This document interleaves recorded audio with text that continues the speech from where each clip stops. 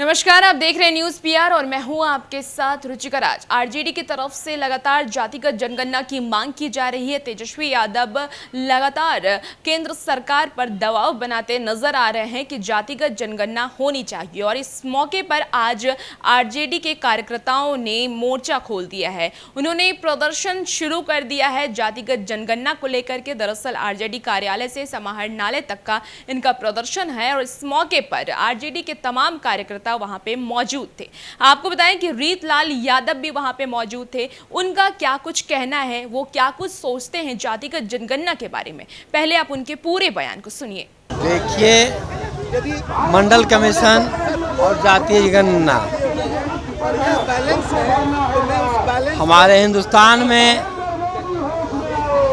जो संख्या बल है उसके आधार से किसी भी व्यक्ति को, किसी भी जाति को सुविधा नहीं दिया जा रहा है और यही कारण है कि केंद्र से लेकर के राज्य से लेकर के सारे पार्टियां, सारे सरकार लोग दिग्भ्रमित करने का काम कर रहे हैं। अब समझा जाए कि 12 से 13% स्वर्ण जाति के लोग हैं, लमसम 14 से 15% अकेलियत समाज के लोग हैं। उसके बाद जो भी लोग हैं एससी, एसटी, ओबीसी से संबंधित लोग हैं। तो मान के चला जाए कि 70 से 75% जो ओबीसी लोग जो आते हैं एससी, एसटी या ओबीसी में, उनके मानक के द्वारा सुविधा नहीं दिया जा रहा है। ये बेईमानी है हमारे हिंदुस्तान के जो भी समाज के लोग आते हैं उनके साथ। इसीलिए हम लोग रोड पर आए हैं कि जो भी है हमारे हिंदुस्तान का जाति का मानक, जाति का जनसंख्या, उसी के आधार पर हम लोग को जनसंख्या के आधार पर जनसंख्या को लोगों के बीच में लाया जाए और उसी के आधार पर हम लोग को सुख सुविधा दिया जाए।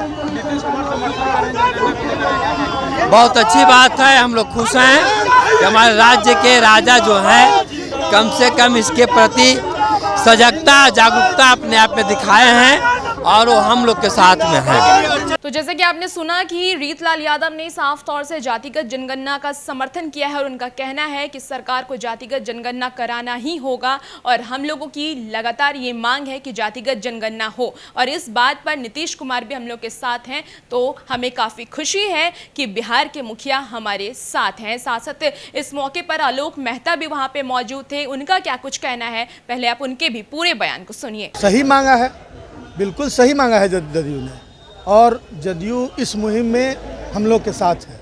यह मुहिम जो बीपी मंडल आयोग की अनुशंसाओं को लागू करने का था, वो पूरा का पूरा मुहिम जो वो तमाम लोगों का था। जो हमारे कुछ मरहूम नेता भी हैं, हमारे बीपी सिंह जी के प्रधानमंत्रित्व काल में ये लागू हुआ। उस समय लालू प्रसाद जी की बहुत अहम भूमिका थी, उसमें मुलायम सिंह यादव थे, आपको रामविलास पासवान जी थे, सब लोग साथ थे। और यह कोई इससे इनकार नहीं कर सकता, इस देश में जाति एक सच्चाई है। जब अन्याय जातीय आधार पर हुआ है तो न्याय भी जातीय आधार पर ही मांगना है और मिलना चाहिए, और मिल रहा है। बाबा साहब ने उसका प्रावधान किया। जब प्रावधान किया तो फिर जनगणना में इनको जात पात कहाँ नज़र आ रहा है। असल में इनके मन में चोर बैठा है कि उन्हें पता चल जाएगा कि चंद प्रतिशत की संख्या वाले लोग कब्जा किए हुए सत्ता पर, तो उसके बाद उनका पोल खुल जाएगा, सत्ता च्युत होना पड़ेगा। इसी डर से वो नहीं कराना चाहते। लेकिन हम माननीय प्रधानमंत्री जी से कहना चाहते हैं, जो अपने आप को पिछड़ा कहते हुए थकते नहीं हैं, उनको उनकी ज़मीन को जगाने के लिए हम लोगों ने ये मांग की है कि वो देश में समाज के अंतिम पंक्ति और छूटे हुए लोगों को आप यदि न्याय देना चाहते हैं तो आपको जातीय जनगणना करा। किस जाति के लोग कितने भिखारी हैं, कितने जमींदोज हैं, कितने आर्थिक रूप से, सामाजिक रूप से पिछड़े हैं, इससे उसका अंदाजा लगेगा। बहुत बहुत धन्यवाद। तो जैसा कि आपने सुना कि आलोक मेहता ने कहा है कि जब जाति के आधार पर अन्याय होता था तो जाति के आधार पर ही न्याय भी होना चाहिए। उन्होंने कहा है कि हमारे समाज में कितने लोग अति पिछड़े हैं, कितने लोग सामाजिक रूप से, आर्थिक रूप से पिछड़े हैं, कौन भिखारी हैं, कौन जमींदार है, इन सब की जातिगत जनगणना होनी चाहिए। और सरकार क्यों डर रही है आखिर जातिगत जनगणना कराने से, उनके ऊपर क्या खतरा है, इस सब बातों को लेकर के आज आरजेडी के कार्यकर्ताओं की तरफ से केंद्र सरकार को घेर लिया गया है और कहा गया है कि जातिगत जनगणना होनी चाहिए और हम लोग इसके समर्थन में खड़े रहेंगे। और भी ऐसे ही तमाम खबरों के लिए हमारे साथ बने रहिए और देखते रहिए न्यूज़ पीआर। नमस्कार।